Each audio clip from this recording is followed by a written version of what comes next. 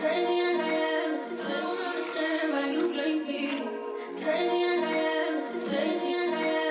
yo, what's up, YouTube? Man, it's your boy Jackson, and in today's video, I'm going to be talking about mini camp part 2 today, and also some quotes coming out about the offense, and covering a signing as well, and also an injury that a slight scare that happened in mini camp. So before we hop into the video, I would appreciate if you guys would like the video, subscribe if you're new, comment and share with anyone who you think will enjoy my content, man. So hopping straight into it, CeeDee Lamb had a bit of an injury scare today in practice.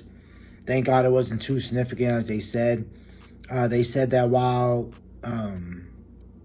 before going down, that he did make a big play on the ball with a one-handed snag that wowed a lot of players. And they said that was one of the, that was the play of the day.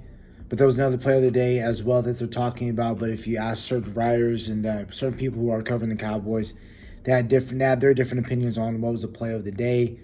But CeeDee Lamb had a minor injury, but after that, they said that he was practicing for a little bit, but other than that, they took him out for precautionary reasons. So right now, today, we did sign defensive end Ben Banogu out of, came from TCU, but came from the Colts. Originally got drafted to him. He was a second-round pick in 2019. So he grew up in North Texas. And so he was basically a top 70, top 50 pick. He was picked in the 49th pick in the second round. So, of course, Cowboys love taking high potential players and seeing what they can do in their system and everything like that. And especially since you do have Dan Quinn, who is a defensive guru, I think that we might be able to get something out of Ben. But I don't know if he might be a camp body. It just depends on what happens. And, any injuries can happen. He might be a Terrell Basham where he just might be that extra guy that we stash on the roster and we elevate him up for game days depending on who's playing and who's not. And who knows, if he's solid, he might take care of either Dante Fowler's position. We might let go of Dante Fowler or trade him, however that case may be there. Dorrance Armstrong. Maybe if the Cowboys want to keep Dorrance Armstrong and Ben shows out and he does something, who knows? So I can see the potential with us signing this player. And now just getting to some of the quotes from today.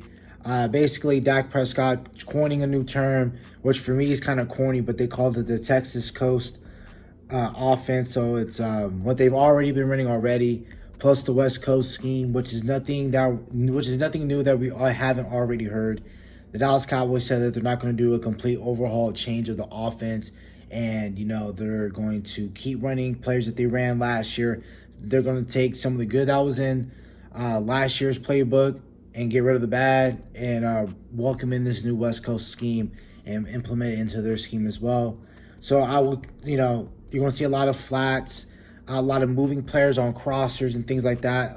A lot better than what the scheme they were running before with Kellen Moore, where you knew that if we needed to get a third and short, everyone was running hitches,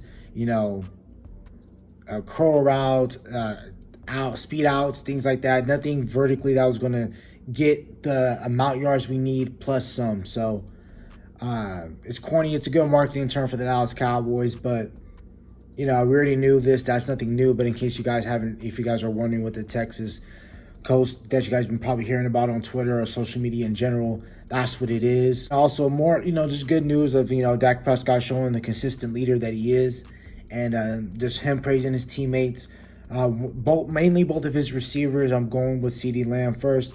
Verbatim, shout out to Michael Gelkin for the quote. He said, I'll say it, I'll believe it, or I'll say it, I believe it. I think he'll be the best receiver in this league. Honestly, confident guy, very smart. He's really only scratched the surface on what he's capable of doing. Thoughts on that quote by Dak Prescott is, now that is true. He's just barely scratching the surface. Just last year, which was his third year into the league because he got drafted in 2020. So if you're just thinking about so far in his career, he came in as wide receiver 3 behind Gallup and Amari Cooper. 2021, his second year, he was elevated to wide receiver 2 because Gallup was dealing with a lot of lower body injuries.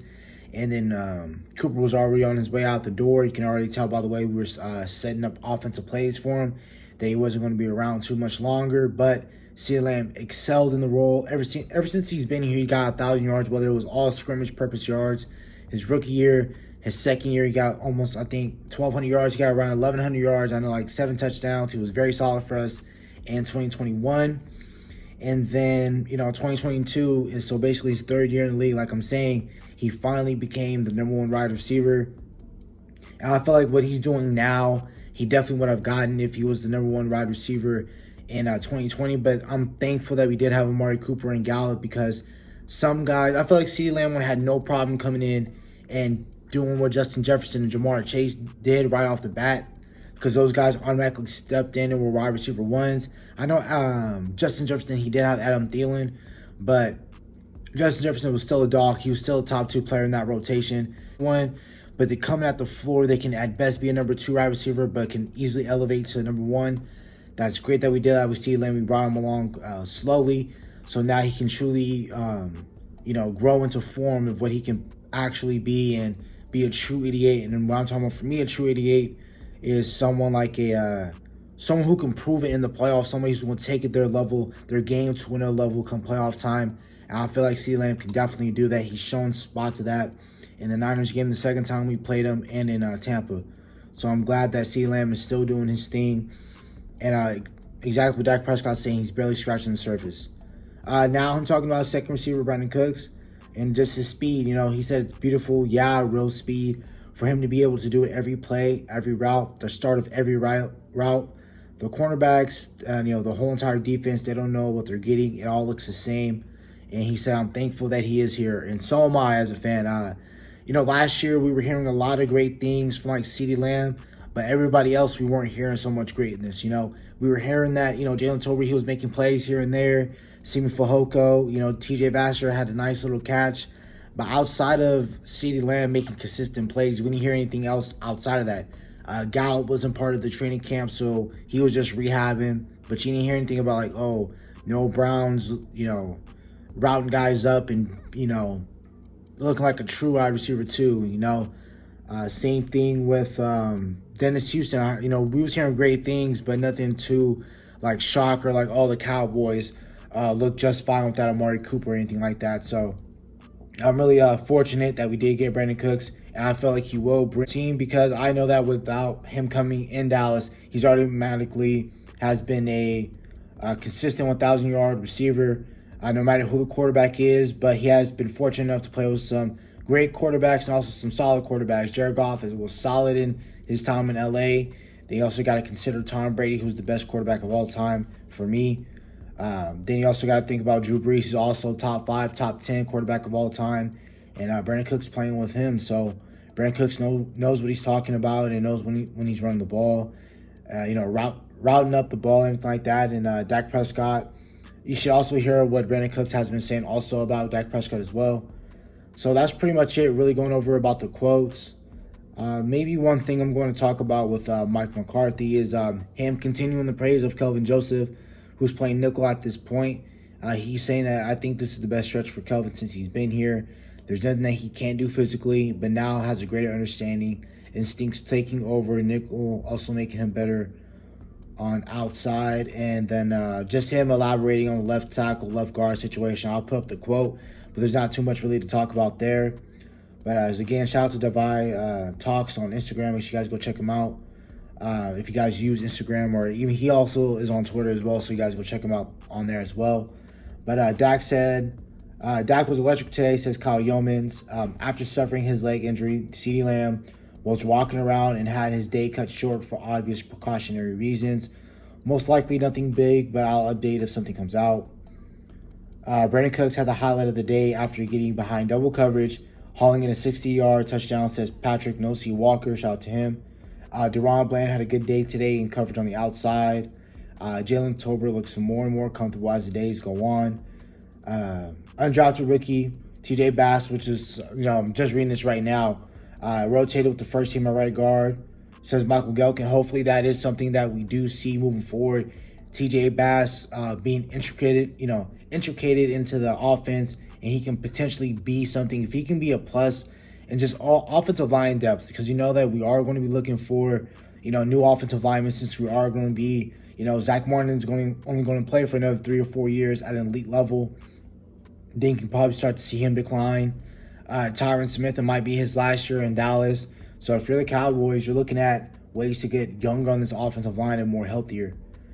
Cooks won with the seam route multiple times and took the top off the defense. Luke Schoonmaker, thank God he's no longer in a boot, and was doing catching drills with tight end coach Lunda Wells. And our kicker, Tristan, for right now, he went 7 of 9 today with misses from 44 and 52. His longest make was from 54 yards. Credit to Patrick Walker. Mozzie Smith was in a first-team package with Jonathan Hankins. And Chuma Edoga got some looks today at left tackle next to Tyler Smith. Other than Dak Prescott on the offense looking really well, which I love to hear, because again, like last year, I said outside of CeeDee Lamb and Tony Pollard showing who what he's been ever since we drafted him in 2019 out of Memphis. We didn't hear too much outside of those guys. And then another one that I'm glad to hear and I like what I'm hearing is Mozzie Smith was in the first-team package with Jonathan Hankins. And I also read a quote, I believe, from yesterday that they had a goal line package where it was Quentin Bohanna, Mozzie, and Jonathan Hankins right there. That's crazy if you just think about it, because just with those three alone, they all weigh like, 300 pounds? 330 at least. So you're talking about at least close to 1,000 pounds, really, in terms of just those three alone. And that's going to be great for us if we can truly get, great stoppages, out of that package. If you can stop what Philly is going to do with their quarterback sneak. And then you also got to think about teams that have solid offensive line that can get pushed. There's also going to be other offensive lines who are going to adapt to what the Philadelphia Eagles do as well. So that's great that we have a package like that. Chuma Edoga is somebody that is, underrated. Somebody I think who might play a pivotal part for your season, depending if he's doing well when the pads come on. He might be your swing tackle, your swing in offensive line period, because he can play guard as well. So that's pretty much it for the video. Hope you guys have a nice day. Stay safe, stay blessed. Bye.